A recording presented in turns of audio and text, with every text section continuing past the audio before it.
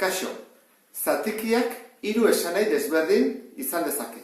Lehenengoa, osoaren zatia.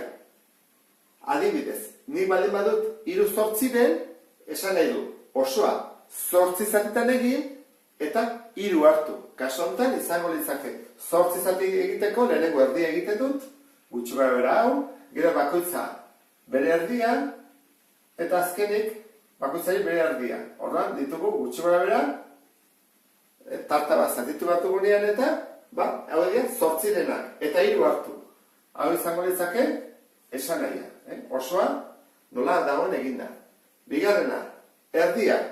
Erdi bat egiten da hartu, bitan egin eta bat hartu. Hau izango litzake erdia. Azkena, 5 eren, erenak egin behar ditut, jartzetor puntu bat, egiten dut hemen, eta 3 zati egiten ditut, baina 5 hartu behar ditut, arazotxo batekin nago, ez dut nahikoa. Ordan beste bat hartu beharko dut, hartu beste bat, berne egiten dut, eta oso bakoitza 3 zatitan egin ondoren 5 hartu dezake. Oan bai, 1, 2, 3, 4, eta 5. Hau izango litzake lehenengo esanahia. Bigarren esanahia da, bi zenbakiren arteko zatiketa bat. Marronek esan du, zati. Orduan, problema izango litzake adibidez, 30 euro ditugu. Eta 5 pertsonen artean banatu behar ditugu. Zer egiten da? 30 euro 5 pertsonen artean, 30 zati 5. Hala, zatiketa esan nahi du. Orduan, egiten du zatiketa, 5 dio 30, eta bakoitzari 6 euro tokatzen zaio. Orduan, hau da, bigarren esan nahia, zatiketa bat. Hau da, bigarrena. Eta hirugarrena izango litzake eragilea. Zenbaki baten eragilea.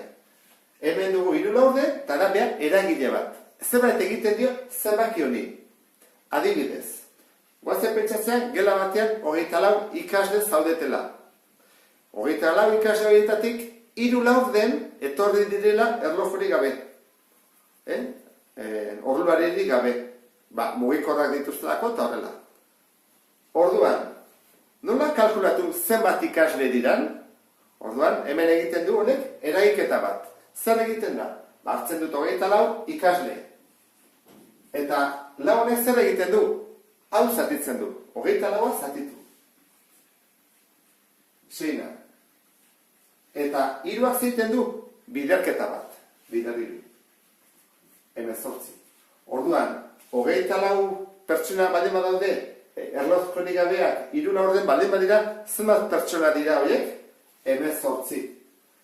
Erabiltzako izake 3. mota. Eta guk erabiliko ditugu, batzutan mota hau, askotan erabiltzen da, bigarrena ere bai, baina 3. ere bai. Askotan 3. Bueno gure arte, agur.